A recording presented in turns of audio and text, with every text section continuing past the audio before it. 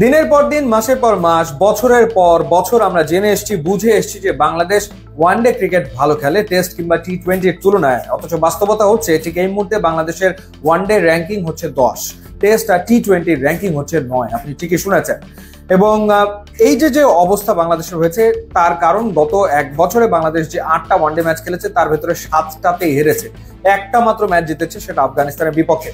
এই সময় বাংলাদেশ আফগানিস্তানের কাছে সিরিজ হেরেছে, ওয়েস্ট ইন্ডিজের কাছে সিরিজ হেরেছে, এবং তার কারণে র্যাঙ্কিং এ এই অধপতন।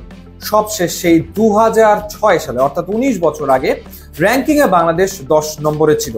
এই যে আমরা দিনের পর দিন এটা ভেবে আসছি বাংলাদেশ ওয়ানডেতে বেটার টিম, এটা কারণও আছে। কারণ 2015 ওয়ার্ল্ড কাপে বাংলাদেশ কোয়ার্টার ফাইনালে খেলেছিল, এরপর 2017-তে চ্যাম্পিয়ন্স ট্রফির সেমিফাইনালে খেলেছিল, 2015-তে বিশ্বকাপে দারুণ পারফর্ম করার পর বাংলাদেশ সাউথ আফ্রিকা, ইন্ডিয়া, পাকিস্তানের বিপক্ষে সিরিজ জিতেছিল, এবং ওই সময় বাংলাদেশের র্যাঙ্কিং ছিল 7।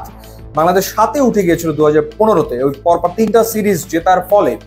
এবং এরপর 2017-তে বাংলাদেশের র্যাঙ্কিং 6 পর্যন্ত গিয়েছিল ওয়ানডেতে। এরপর 2022-এও বাংলাদেশের র্যাঙ্কিং ছিল 6 যখন সাউথ আফ্রিকাতে গিয়ে বাংলাদেশ ওয়ানডে সিরিজ জেতে। কিন্তু তারপর থেকেই বাংলাদেশ যে উল্টো দিকে হাঁটা শুরু করলো, থামছেই না। কোথায় গিয়ে থামবে কে জানে।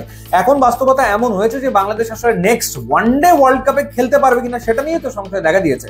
কারণ 2027 সালে ওয়ানডে ওয়ার্ল্ড কাপ হবে সাউথ আফ্রিকা এবং জিম্বাবুয়েতে। তো হোস্ট টিম হিসেবে এই দুটো দেশ তো থাকবেই, তারা তো আসলে খেলবেই। এরপর র্যাঙ্কিং এর টপ 8 টিমস তারা ডিরেক্ট খেলবে ওয়ার্ল্ড কাপে, আর 4টা দল বাছাই পর্ব খেলে তারপর বিশ্বকাপের মঞ্চে যাবে। তো সেই ক্ষেত্রে র্যাঙ্কিং খুবই গুরুত্বপূর্ণ একটা ব্যাপার হতে যাচ্ছে আগামী দিনে, যদি সরাসরি বিশ্বকাপে খেলতে হয়। কারণ জিম্বাবুয়ে সাউথ আফ্রিকা হোস্ট হিসেবে খেলবে, এরপরে 8টা টিম, সেই 8-এর ভেতরে বাংলাদেশকে থাকতে হবে। কিন্তু যে অবস্থা, এই অবস্থা যদি উন্নতি না হয় এবং যদি অবনতি হতেই থাকে, তাহলে তো র্যাঙ্কিং এ বাংলাদেশ ওই অবস্থায় থাকবে না। তখন বাংলাদেশকে বাছাই পর্ব খেলতে হবে, মানে ওয়ানডে ফরম্যাটের ওয়ার্ল্ড কাপে বাংলাদেশকে খেলতে হবে বাছাই পর্ব উতরে। মানে এটা আমরা ভাবিনি কখনো, আসলে এটা আমরা চিন্তা করিনি।